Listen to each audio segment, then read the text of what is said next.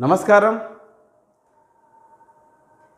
జానపద విజ్ఞానం గురించి చెప్పుకుందాం. మీకున్నటువంటి సిలబస్లో జానపద విజ్ఞానం కూడా ఉంది. ఈ జానపద విజ్ఞానం నుండి కనీసం 5 నుండి 6 ప్రశ్నలు వస్తాయి. అంటే జేఎల్ డిఎల్కి అయితే 10 నుంచి 12 మార్కులకు, గురుకుల టీజీటీ పీజీటీకి అయితే 5 నుంచి 6 మార్కులు. అంటే ఒక ప్రశ్నకు 1 మార్కు కాబట్టి ఇక్కడ జేఎల్ డిఎల్ అయితే ఒక ప్రశ్నకు 2 మార్కులు అక్కడ. అదేవిధంగా డిఎస్సి గురుకుల టీజీటీ పీజీటీ పరీక్షలకు గాను అంటే జానపద సాహిత్యం, ముఖ్యంగా గురుకుల టీజీటీ పీజీటీలో జానపద సాహిత్యం సిలబస్లో భాగంగా ఉంది. అంటే ఈ జానపద విజ్ఞానం అనగానే ఒక రెఫరెన్స్ బుక్ ఒకటి మనకు గుర్తుకొస్తుంది. ఆంధ్రుల జానపద విజ్ఞానం అని ఆర్వీఎస్ సుందరం రాసినటువంటి ఒక ప్రామాణిక గ్రంథం. జానపద విజ్ఞానం అనేటువంటి ఆ చాప్టర్కు ఒక ప్రామాణిక గ్రంథంగా ఇవాళ ఉన్నటువంటిది ఏంటంటే ఆర్వీఎస్ సుందరం రాసినటువంటి ఆంధ్రుల జానపద విజ్ఞానం అనేటువంటిది. అసలు జనపదం అంటే ఏంటి? అంటే జనపదం నుండే జానపదం వచ్చింది. ఆ జానపదుల యొక్క విజ్ఞానమే జానపద విజ్ఞానం. ఇక్కడ జనపదం అనగా గ్రామం, పల్లె అని అర్థం. పల్లె, గ్రామం, పల్లె అని అర్థాలు ఉన్నాయి. జనపదం అంటే గ్రామం, పల్లె అనేటువంటి అర్థాలు ఉన్నాయి. అంటే జానపదం లేదా జనపదం గ్రామం. కానీ అలెన్ డెండస్ ఇచ్చిన నిర్వచనం ప్రకారం జనపదం అంటే ఏదైనా ఒక విషయములో భావస్వామ్యత కలిగినటువంటి జన సముదాయానికే జనపదం అని అలెన్ డెండస్ అంటాడు. ఏదైనా ఒక విషయములోనైనా భావస్వామ్యం కలిగినటువంటి జన సముదాయం. చూడండి, ఏదైనా ఒక విషయంలోనైనా భావస్వామ్యం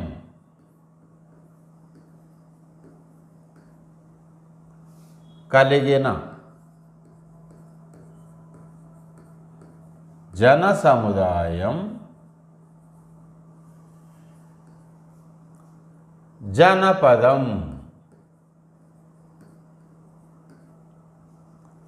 ఎవరున్నారు ఇది?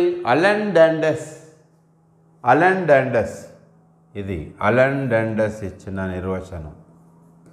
అలెన్ డెండస్ ఇచ్చిన నిర్వచనం ప్రకారం ఏదైనా ఒక విషయములోనైనా భావస్వామ్యం కలిగినటువంటి జన సముదాయానికే జనపదం అని పేరు అంటాడు అలెన్ డెండస్. అంటే జానపదులు గ్రామములోనే ఉండాల్సిన అవసరం లేదు. పట్టణాల్లో కూడా ఏదైనా ఒక విషయంలో భావస్వామ్యత కలిగినటువంటి ఒక సముదాయం, ఆ సముదాయానికే జనపదం. ఆ జనపదములో ఉన్నటువంటి వారే జానపదులు. జనపదం నుండి జనపదములో నివసించేవారు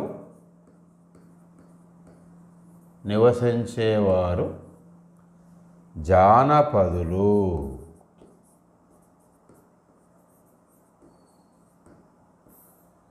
జనపదములో నివసించేవారే జానపదులు. అలా అంటే అలెన్ డెండస్ ఇచ్చిన నిర్వచనం ప్రకారం ఏంటంటే ఏదైనా ఒక విషయములోనైనా భావస్వామ్యం కలిగినటువంటి జన సముదాయమే జనపదం అని అలెన్ డెండస్ అంటాడు. ఈయన అలెన్ డాండస్ ఒక 2 గ్రంథాలు రాశాడు. ఏంటి అవి? The study of folklore, analysis, essays in folklore. The studies of Alan Dundes గ్రంథాలు. ది స్టడీ ఆఫ్ folklore,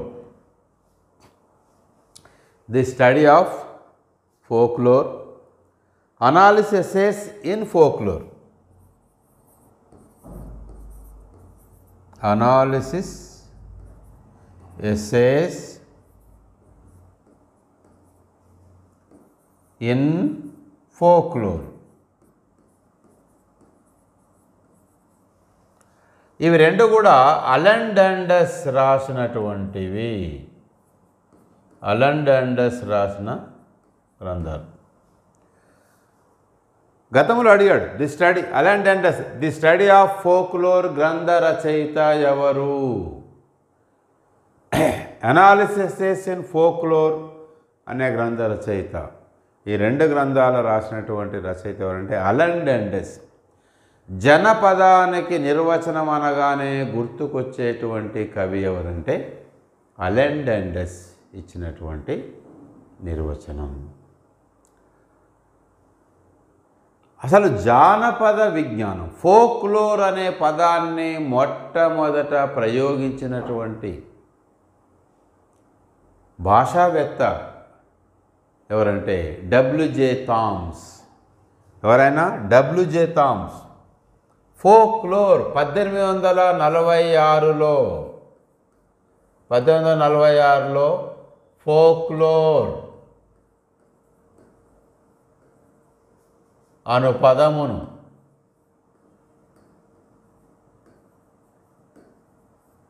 మొట్టమొదట ప్రయోగించిన కవి,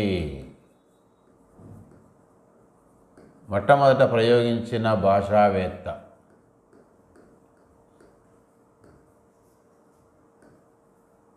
బ్రిటిష్ భాషావేత్త ఎవరైనా? W J Thomas.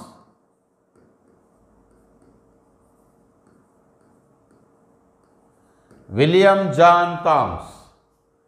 డబ్ల్యూజే థామ్స్ అనేటువంటి వ్యక్తి 1846లో ఫోక్లోర్ అనే పదాన్ని మొట్టమొదట ప్రయోగించడం జరిగింది. అంటే జానపద విజ్ఞానానికి సరైన పదంగా, దానికి సమానార్థకంగా ఫోక్లోర్ అనేటువంటి పదాన్ని ప్రయోగించాడు.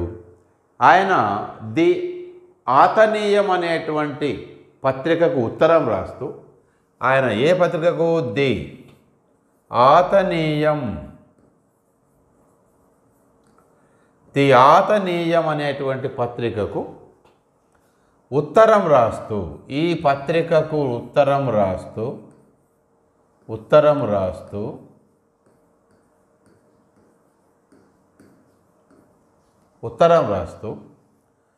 ఈ ఫోక్లోర్ అనే పదాన్ని ఆయన ప్రయోగించాడు.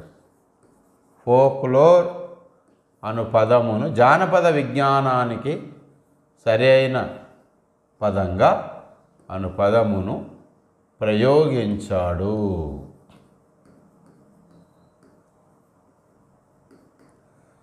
ది ఫోక్లోర్ ఆతనీయం అనే పత్రికకు ఒక ఉత్తరం రాస్తూ అందులో ఫోక్లోర్ అనేటువంటి పదాన్ని ఆయన ప్రయోగించడం జరిగింది.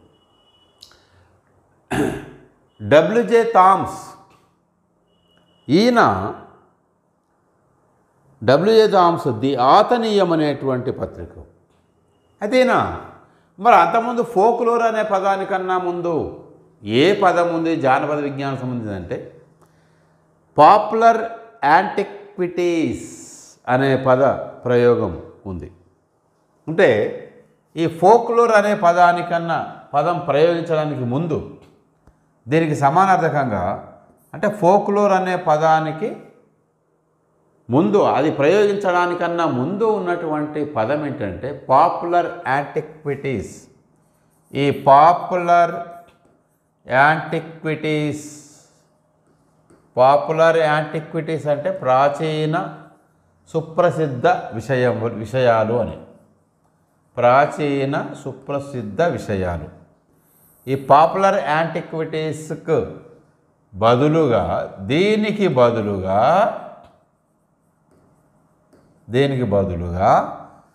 ఫోక్లోర్ అను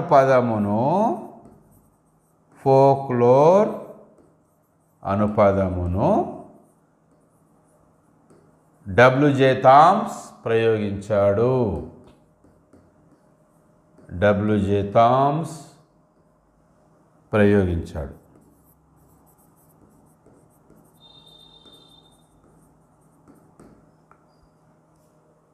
పాపులర్ యాంటిక్విటీస్ అనే పదము అంతకుముందు ప్రచారంలో ఉన్నది. జానపద విజ్ఞానం అనేటువంటి పదానికి సమానార్థకంగా అంటే ప్రాచీన సుప్రసిద్ధమైనటువంటి విషయాలు అనేటువంటి అర్థంలో పాపులర్ యాంటిక్విటీస్ అనే పదప్రయోగం ఉంటే పదాల ప్రయోగం, దానికి సమానార్థకంగా ఇంకా కొత్త పదాన్ని డబ్ల్యూజే థామ్స్ ఫోక్లోర్ అనేటువంటి పదాన్ని 1846లో ఆయన ప్రయోగించడం జరిగింది. ఫోక్లోర్ అనే పదాన్ని ప్రయోగించినటువంటి భాషావేత్త ఎవరు అంటే డబ్ల్యూజే థామ్స్. ఎప్పుడో 1846లో. దానికన్నా ముందున్న పదం ఏంటంటే పాపులర్ యాంటిక్విటీస్ అనేటువంటి పదం ఉంది. అసలు జనపదానికి మొట్టమొదట అంటే సరి అయిన నిర్వచనం ఇచ్చినటువంటి భాషావేత్త ఎవరంటే అలన్ డండెస్. ఏదైనా ఒక విషయంలోనైనా భావస్వామ్యం కలిగినటువంటి జన సముదాయానికే జనపదం. ఆ జనపదంలో నివసించేవారే జనపదులు లేదా జానపదులు అనేటువంటి పేరు. ది స్టడీ ఆఫ్ ఫోక్లోర్ అనే గ్రంథం కావచ్చు. అదేవిధంగా మరొక గ్రంథం కూడా ఆయన రాశాడు, అనాలిసిస్ ఎస్సేస్ ఇన్ ఫోక్లోర్ అనే గ్రంథం కూడా అలన్ డండెస్ రాయడం జరిగింది. ఇలా ఇది జానపద విజ్ఞానం అనే పదానికి సరైన పదంగా ఫోక్లోర్ అనే పదాన్ని డబ్ల్యూజే థామ్స్ ఆయన ప్రయోగించడం జరిగింది. తర్వాత జానపద విజ్ఞానం ప్రధానంగా 2 భాగాలుగా వర్గీకరించడం జరిగింది. జానపద విజ్ఞానం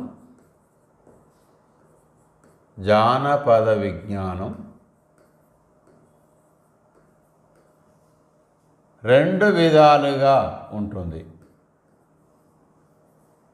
2 విధాలుగా ఉంటుంది. ఒకటి శాబ్దిక జానపద విజ్ఞానం. శాబ్దిక జానపద విజ్ఞానం అంటే మౌఖిక జానపద విజ్ఞానం అంతా వస్తుంది ఇందులో. మౌఖిక జానపద విజ్ఞానం. రెండవది శాబ్దికేతర జానపద విజ్ఞానం. శాబ్దికేతర జానపద విజ్ఞానం అంటే ఆచారాలు,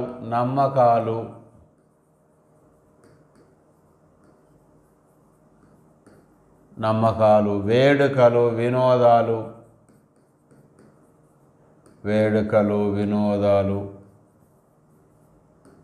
సంస్కృతి, కళారూపాలు, కళా ప్రదర్శనలు, ఇవన్నీ కూడా శాబ్దికేతర జానపద విజ్ఞానం. శాబ్దిక జానపద విజ్ఞానంలో మౌఖిక జానపద విజ్ఞానం అంటే మౌఖిక అంటే ఏంటి? వాగ్రూపమైనటువంటిది. వాగ్రూపమైన జానపద అంటే ముఖతః మౌఖికంగా ప్రచారములో ఉన్నటువంటి అంటే జానపద కవిత్వం అంటే గేయ కవిత్వం, జానపద గేయ సాహిత్యం, కథా గేయ సాహిత్యం, అదేవిధంగా గద్య కథనాలు, పొడుపు కథలు, సామెతలు, భాష, ఇవన్నీ కూడా మౌఖిక జానపద విజ్ఞానంలో వస్తాయి. శాబ్దికేతర జానపద విజ్ఞానంలో ఆచారాలు, నమ్మకాలు, వేడుకలు, వినోదాలు, కల్చర్, సంస్కృతి, కళారూపాల ప్రదర్శన, ఇదంతా కూడా శాబ్దికేతర జానపద విజ్ఞానం.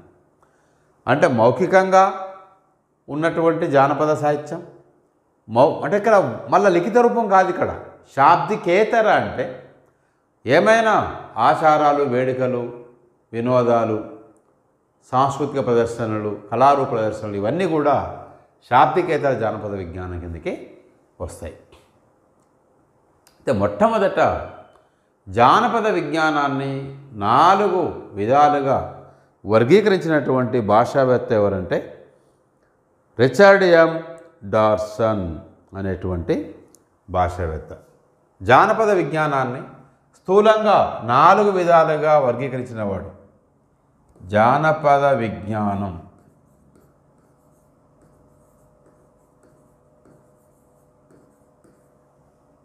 నమ్ను 4 విధాలుగా వర్గీకరించినవాడు. వర్గీకరించిన భాషావేత్త రిచర్డ్ ఎం డార్సన్.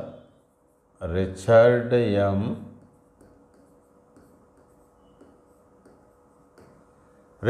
ఎం డార్సన్ జానపద విజ్ఞానాన్ని మొత్తం 4 విధాలుగా వర్గీకరించాడు. ఆయన రాసినటువంటి గ్రంథం the folklore and folk life. ఈయన రాసిన గ్రంథం ఏంటంటే the folklore and folk life. The folklore and folk life. The folklore and folk life అనేటువంటి ఫోక్లోర్ అండ్ ఫోక్ లైఫ్ అనేటువంటి గ్రంథంలో ఆయన అంటే జానపద విజ్ఞానాన్ని మొత్తం 4 విధాలుగా వర్గీకరించాడు. అవేంటివంటే మౌఖిక జానపద విజ్ఞానం, సాంఘిక జానపద ఆచారాలు, వస్తు సంస్కృతి, జానపద కళలని మొత్తం 4 విధాలుగా వర్గీకరించాడు. జానపద విజ్ఞానం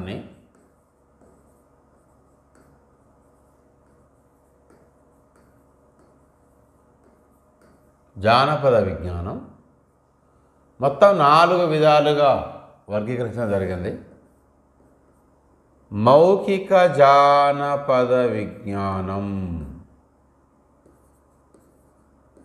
మౌఖిక జానపద విజ్ఞానం.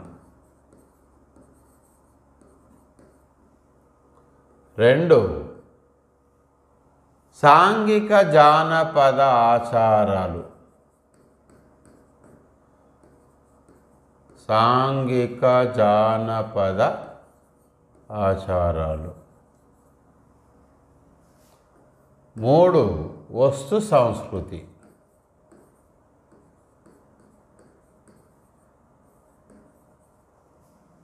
4 కళారూపాలు లేదా కళలు.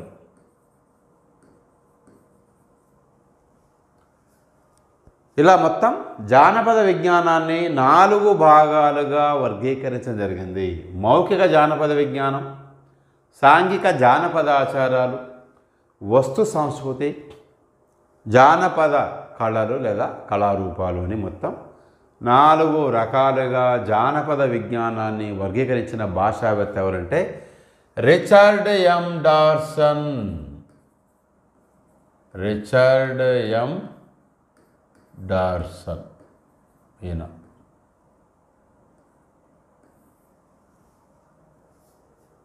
రిచర్డ్ ఎం డార్సన్ జానపద విజ్ఞానాన్ని స్థూలంగా 4 విధాలుగా వర్గీకరించినటువంటి జానపద విజ్ఞానవేత్త ఎవరంటే రిచర్డ్ ఎం డార్సన్. మౌఖిక జానపద విజ్ఞానమని, సాంఘిక జానపదాచారాలని, వస్తు సంస్కృతి అని, కళారూపాలు, జానపద కళలు లేదా కళారూపాలని 4 విధాలుగా వర్గీకరించడం జరిగింది. అయితే జానపద విజ్ఞానాన్ని మరింత పరిశోధనాత్మకంగా అధ్యయనం చేయడం కోసం సూక్ష్మాతి సూక్ష్మాంశాలుగా విభజించినటువంటి భాషావేత్త ఎవరంటే ఆర్ఎస్ బాగ్స్. జానపద విజ్ఞానాన్ని అధ్యయనం కోసం సూక్ష్మాతి సూక్ష్మాంశాలుగా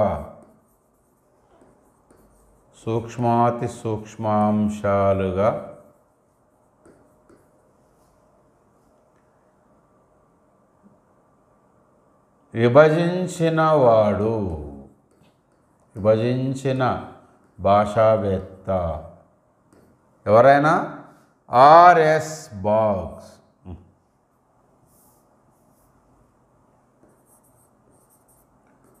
ఆర్ఎస్ బాగ్స్ చాలా అంటే మైక్రో లెవెల్ సూక్ష్మాతి సూక్ష్మాంశాలుగా వర్గీకరించినటువంటి భాషావేత్త ఎవరంటే ఆర్ఎస్ బాగ్స్. ఈయన ది డిక్షనరీ ఆఫ్ ఫోక్లోర్ అనేటువంటి గ్రంథాన్ని రూపొందించాడు. ఈయన డిక్షనరీ ఆఫ్ ఫోక్లోర్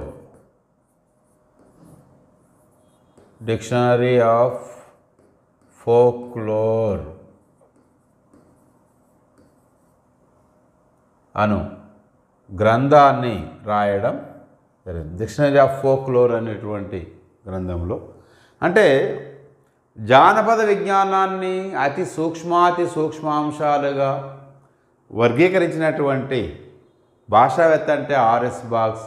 ఈయన మొత్తం ఒక 13 రకాలుగా అంటే 13 రకాలుగా వర్గీకరించాడు. ఆర్ఎస్ బాగ్స్ మొత్తం 13 రకాలుగా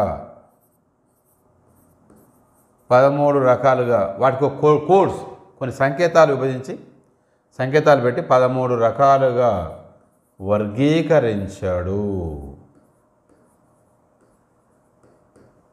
ఆర్ఎస్ బాగ్స్ 13 రకాలుగా వర్గీకరించాడు. అంటే మొత్తం జానపద విజ్ఞానాన్ని రిచర్డ్ ఎం డాల్సన్ 4 విధాలుగా వర్గీకరిస్తే మొత్తం జానపద విజ్ఞానాన్ని మరింత సూక్ష్మాంశాలుగా అధ్యయనం చేయడం కోసం, మరింత సమగ్ర అధ్యయనం కోసం, పరిశోధనాత్మకంగా అధ్యయనం చేయడం కోసం ఆర్ఎస్ బాగ్స్ 13 రకాలుగా వర్గీకరించడం జరిగింది.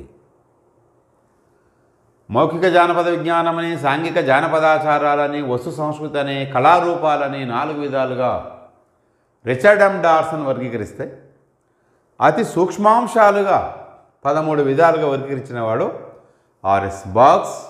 ఆయన రాసినటువంటి గ్రంథం ఏదంటే డిక్షనరీ ఆఫ్ ఫోక్లోర్ అనేటువంటి గ్రంథం ఆయన రాయడం జరిగింది. అయితే ఆర్ఎస్ బాగ్స్ వర్గీకరణ ఒకసారి చూద్దాం. ఆర్ఎస్ బాగ్స్ ఏ విధంగా వర్గీకరించాడు? 13 రకాలుగా ఆర్ఎస్ బాగ్స్ వర్గీకరణ. ఆర్ఎస్ బాగ్స్ వర్గీకరణ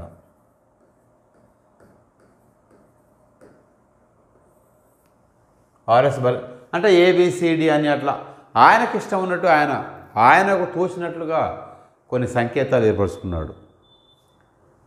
మామూలుగా ఏ అనేటువంటి క్యాటలాగులో ఇట్లా ఏ సామాన్య జానపద విజ్ఞానం అంటే సామాన్య జానపద విజ్ఞానం అంతా ఏ కేటగిరీ.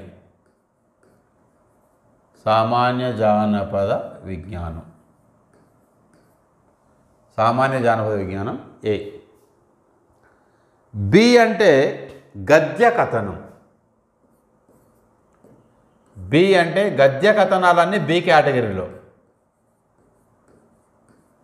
గద్య కథనం బి కేటగిరీ. సి కథాగేయం, సంగీతం, సాహిత్యం.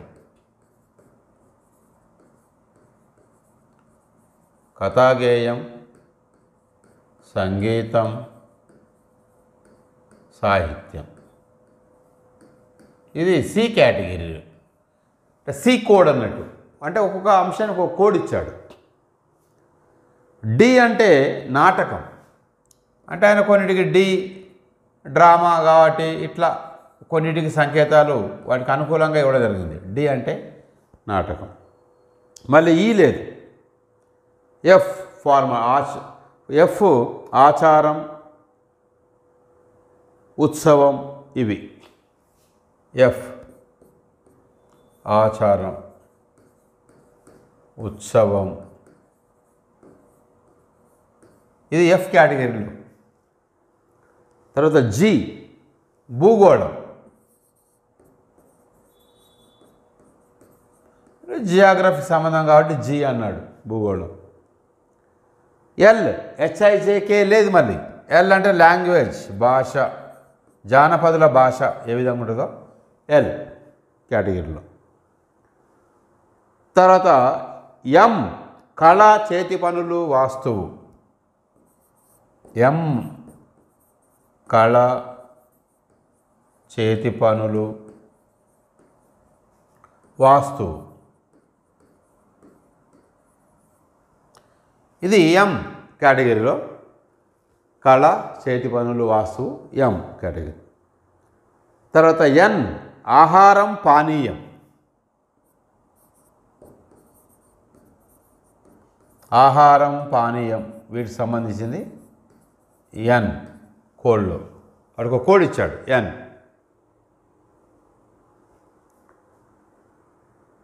తర్వాత పి నమ్మకం,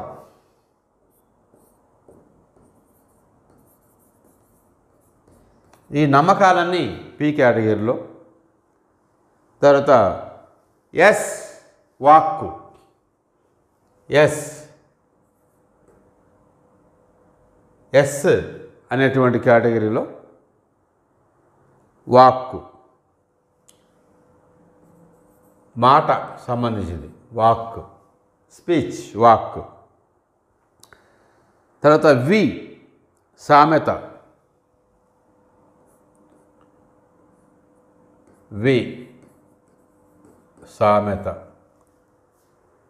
తర్వాత డబ్ల్యూ పొడుపు కథ,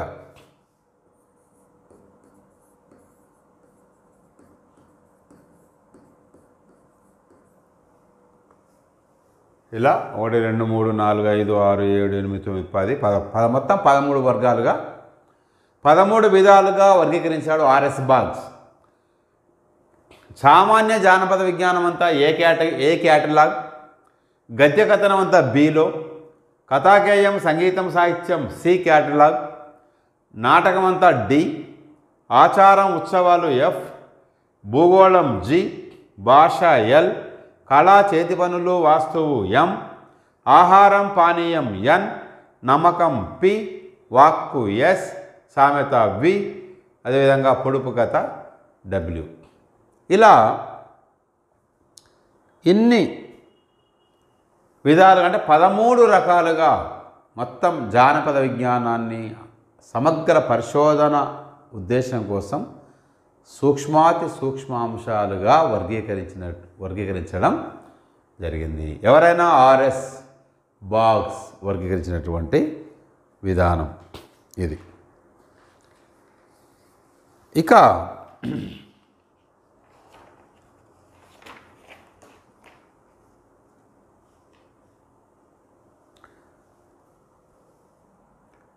తెలుగులో మొట్టమొదట ఈ జానపదం అనే ప్రయోగం చేసినటువంటి కవి ఎవరంటే ఎర్రన అరణ్య పర్వశేషంలో జానపదుల్ పురీజనుల్ అని ఒక ప్రస్తావన చేశాడు.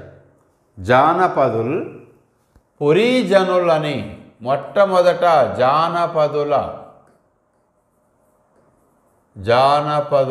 పురీజనుల్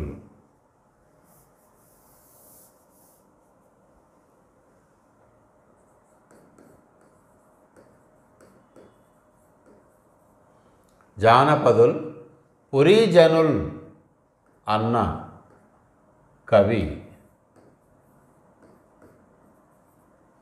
ఎవరంటే ఎర్రన్న. ఎందులో అరణ్య పర్వశేషంలో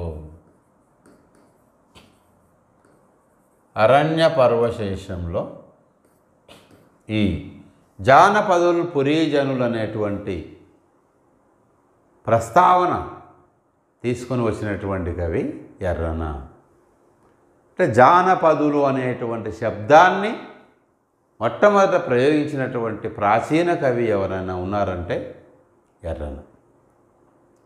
అయితే అంతకుముందు నుంచే జానపద పాలకురికి సోమనాథుని కాలం నుండే, నన్నయ్య కన్నా ముందు నుండే ఈ జానపదులు పాడుకునేటువంటి పాటలు కావచ్చు, ఆటలు కావచ్చు, వాటి ప్రస్తావన మనకు కనబడుతుంది సాహిత్యంలో. అయితే జానపదులు పురీజనులు అన్నటువంటి కవి మాత్రం ఎవరంటే ఎర్రన. ఇక జానపద విజ్ఞానం యొక్క ప్రయోజనాలు ఏంటో చూద్దాం.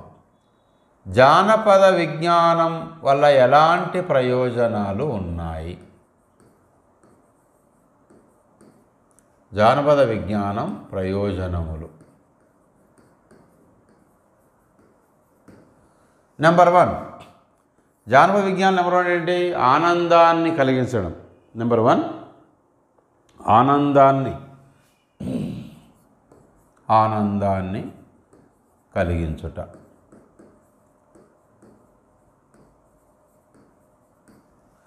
ఎందుకంటే ఒక మంచి జానపద గేయం కానీ, కథా గేయం కానీ, కళారూప ప్రదర్శన కానీ, లేకపోతే ఏదైనా కథ కానీ, జానపద కథ కానీ, ఇవన్నీ చెప్పినప్పుడు అంటే జానపద సాహిత్యం అంతా ఎలా వచ్చింది? పొద్దస్తమానం పనిచేసి, లేదా పనితో పాటు ఆ పని వల్ల కలిగే శ్రమను పోగొట్టుకోవడం కోసం అలవోకగా పాటల్ని పాడుకుంటూ అలా ఆనందాన్ని పొందడం అనేటువంటిది, ఒక అనిర్వచనీయమైన అనుభూతిని పొందడం అనేటువంటిది జరుగుతుంది. పొద్దస్తమానం పనిచేసి రాత్రిపూట ఇంత అన్నం తిన్న తర్వాత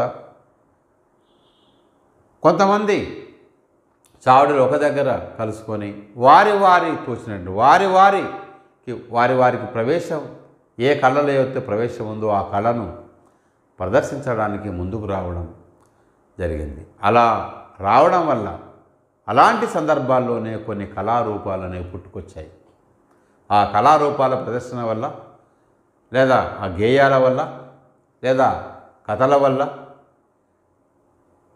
అప్పటి వరకు తాము చేసినట్టు శ్రమనంతా పోగొట్టుకొని ఆనందాన్ని పొందడం అనేది జరుగుతుంది.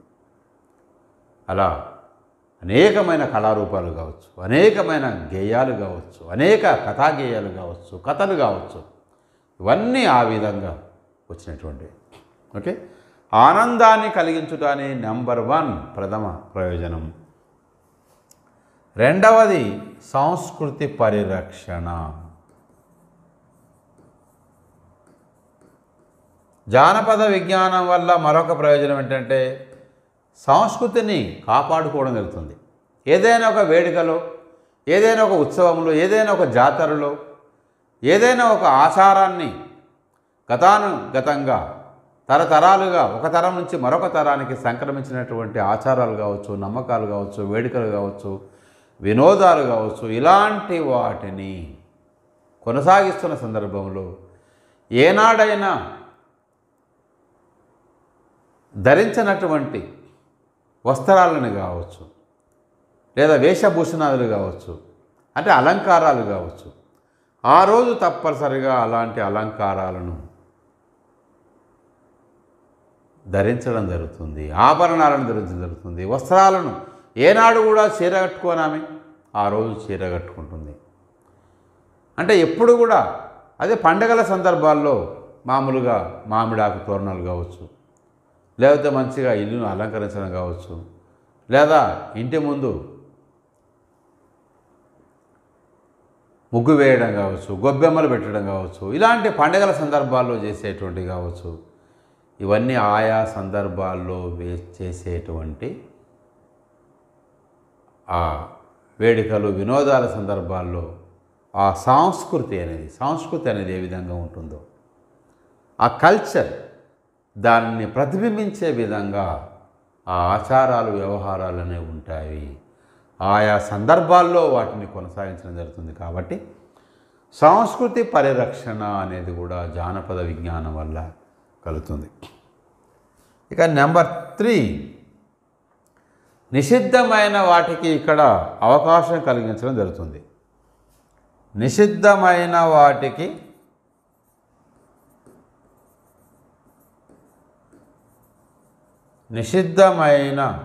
వాటికి అవకాశం కల్పించడం జరుగుతుంది.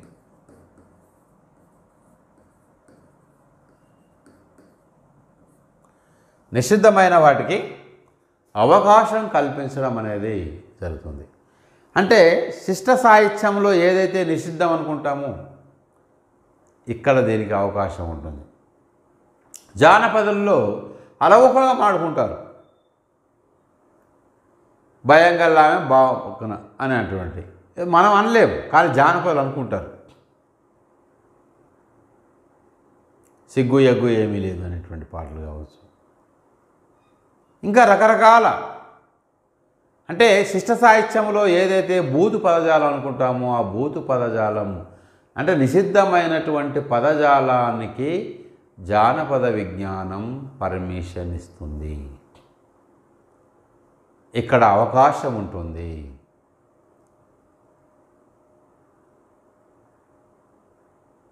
కాబట్టి జానపద విజ్ఞానంలో బూతు అనేటువంటిది లేదు, అన్ని వాడుకలోనే ఉంటాయి.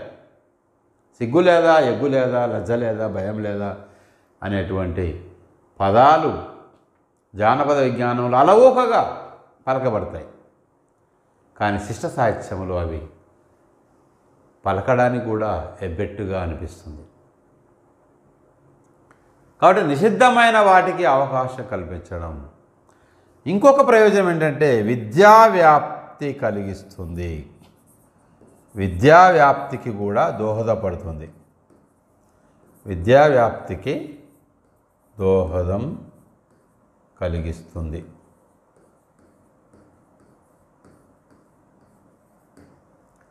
విద్యా వ్యాప్తికి దోహదం చేస్తుంది. అంటే జానపద కథల ద్వారా, గేయాల ద్వారా, కథా గేయాల ద్వారా విద్యను కళారూపాల ద్వారా ఇవాళ ఒగ్గు కథ, కన్నన కథ, యక్షగానం, తర్వాత ఇలాంటి కళారూపాల ద్వారా ప్రభుత్వం చేపట్టేటువంటి అనేక పథకాలను కూడా ప్రజల్లోకి తీసుకెళ్ళడం జరుగుతుంది. విద్యను కూడా వ్యాప్తి చేయడం జరుగుతుంది. ఏనుగు నెక్కి మనము ఏ ఊరికెళ్దాము, ఏనుగు నెక్కి మనము ఏలూరికెళ్దాము, ఏనుగు నెక్కి మనము ఎన్నారం వెళ్దాము, ఏనుగు నెక్కి మనము ఇంకా ఎక్కడికైనా వెళ్దాము, చందమామ రావే జాబిల్లి రావే. ఇలా ఈ జోల పాటలు కావచ్చు, లాలి పాటలు కావచ్చు, చందమామ రావే అనేటువంటి అంటే ఇలాంటి అన్నమయ్య రాసినటువంటి పాట అయినా కూడా ఇలాంటి పాటలకు జానపద విజ్ఞానమే మాతృక. కాబట్టి ఇలాంటి పాటలన్నీ కూడా లేదా కథలు కావచ్చు, పాటలు కావచ్చు, కళారూపాలు కావచ్చు, వీటి ద్వారా విద్యను వ్యాప్తి చేయడం జరుగుతుంది. ఆ అంటే అమ్మ, ఆ అంటే ఆవు, ఈ అంటే ఇల్లు, ఈ అంటే ఈగ అని ఇలా మామూలుగా అలవోకగా పాడుకుంటూ విద్యను వ్యాప్తి చేయడం జరుగుతుంది. ఓ అంటే ఉడుత, ఓ అంటే ఊయల, ఏ అంటే ఎల్లుక్క, ఏ అంటే ఏనుగు. ఇలా విద్యా వ్యాప్తి గావించడానికి కూడా జానపద విజ్ఞానం ఎంతగానో దోహదపడుతుంది. కాబట్టి జానపద విజ్ఞానం ప్రయోజనాలు ఆనందాన్ని కలిగించుట నెంబర్ 1, తర్వాత సంస్కృతి పరిరక్షణ నెంబర్ 2, నిషిద్ధమైన వాటికి అవకాశం కల్పించడం నెంబర్ 3, విద్యా వ్యాప్తికి దోహదం కలిగించడం. ఇవి జానపద విజ్ఞానం వల్ల కలిగేటువంటి కొన్ని ముఖ్యమైనటువంటి ప్రయోజనాలు. ఇక జానపద విజ్ఞానంలో విరివిగా కృషి చేసినటువంటి కొంతమంది పాశ్చాత్యుల గురించి మనం తెలుసుకుందాం. ఇప్పుడు పాశ్చాత్యులు, అదేవిధంగా మన తెలుగు వాళ్ళు జానపద విజ్ఞానంలో ఎవరు ఎలా కృషి చేశారు. జానపద గేయానికి ఓక్ స్లైడ్ అను పదాన్ని వాడినవాడు హెడర్. జానపద గేయానికి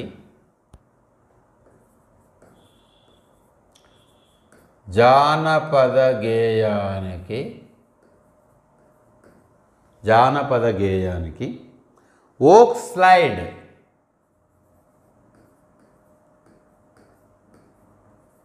ఓక్స్లైడ్ అను పదమును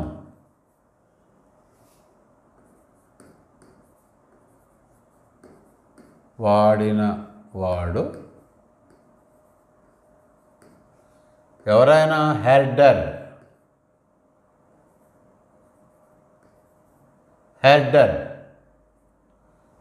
అనేటువంటి భాషావేత్త ఓక్స్లైడ్ అనేటువంటి పదాన్ని వాడింది హెర్డర్. అదేవిధంగా జానపద కథాక్షేత్రంలో గొప్పగా కృషి చేసిన గ్రిమ్ సోదరుడు, జానపద కథాక్షేత్రంలో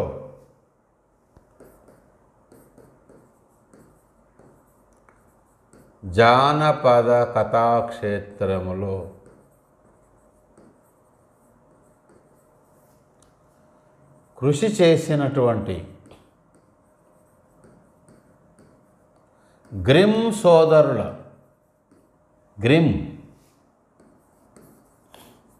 సోదరుల సంకలనం, కథా సంకలనం ఏంటంటే కిండర్ అండ్ హాస్ మార్చన్.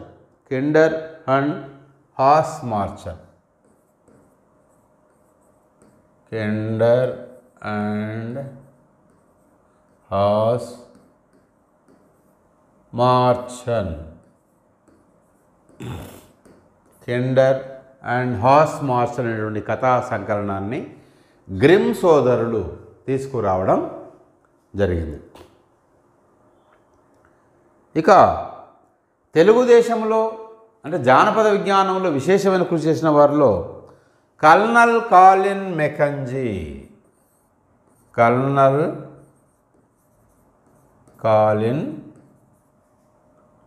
మెకంజీ ఈయన కైఫియత్తులు సేకరించాడు. కైఫియత్తులు అంటే ఏంటి?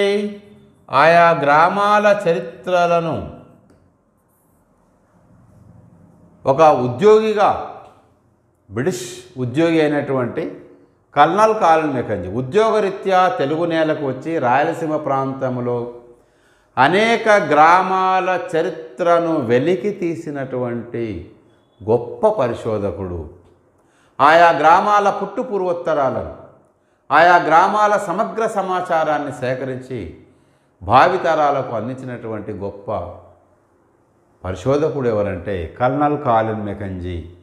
అనేక కైఫియత్ అంటే గ్రామం యొక్క సమగ్ర సమాచారాన్ని తెలియజేసేది. కైఫియత్ అంటే గ్రామం యొక్క సమగ్ర సమాచారాన్ని తెలియజేసేది. తర్వాత సిపి బ్రౌన్ అనేక రచనలు చేశాడు. ఆయన కృషి చాలా గొప్పది. ఈయన కూడా ఒక ఉద్యోగిగా రాయలసీమ ప్రాంతానికి వచ్చి అసలు కాలగర్భంలో కలిసిపోవడానికి సిద్ధంగా ఉన్నటువంటి మొత్తం చెదలు పట్టి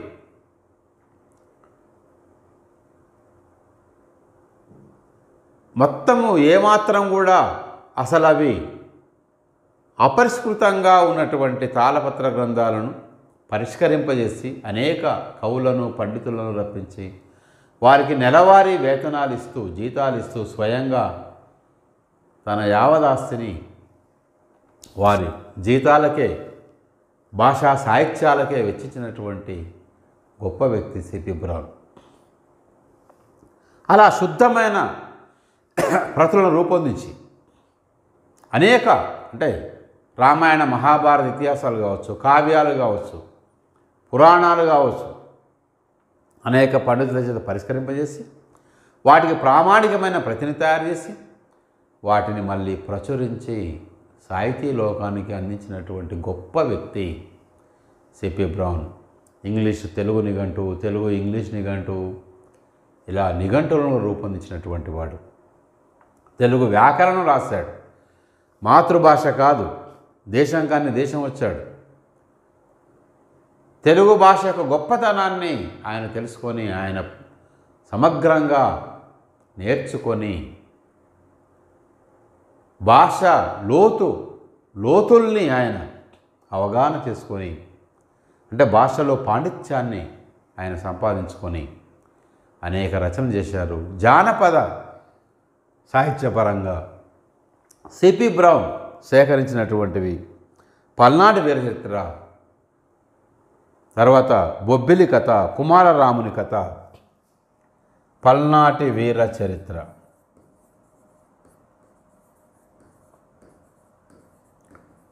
పల్నాటి వీర చరిత్ర. అదేవిధంగా బొబ్బిలి కథ గతంలో బిట్ వచ్చింది. సిపి బ్రౌన్ సేకరించిన కథ పల్నాడు చరిత్ర, తర్వాత బొబ్బిలి కథ, తర్వాత కుమారరాముని కథ, కామమ్మ కథ, కుమారరాముని కథ, కామమ్మ కథ. ఇవి సిపి బ్రౌన్ సేకరించినటువంటి పల్నాడు వీరచరిత్ర, బొబ్బిలి కథ, కుమారరాముని కథ, కామమ్మ కథ. ఇలాంటి కథల్ని సిపి బ్రౌన్ సేకరించడం జరిగింది. తర్వాత జేఏ బోయల్. జేఏ బోయల్ అనగానే మనకు గుర్తుకొచ్చే కథ ఏంటంటే సర్వాయి పాపన్న కథను సేకరించినవాడు JA Boyle. JA Boyle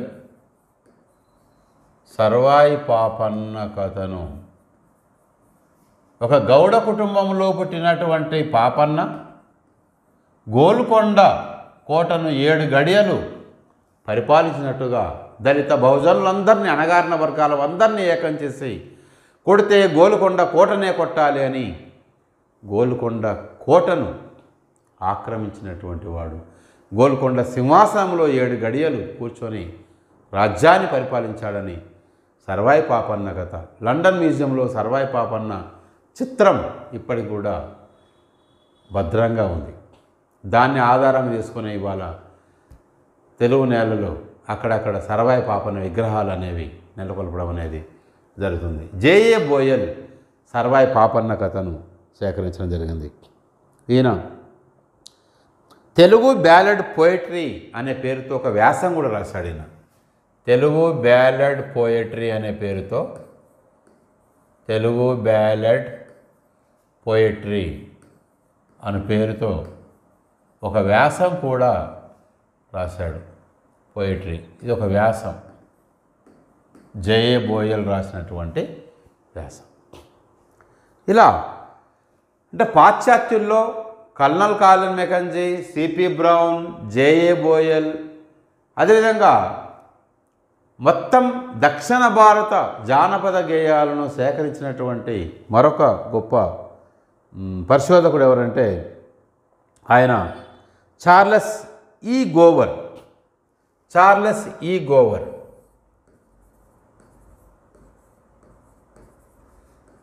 Charles ఈ గోవర్ ఈయన మొత్తం folk songs, southern India folk songs అనే పేరుతో, folk songs of southern India, folk songs of southern India,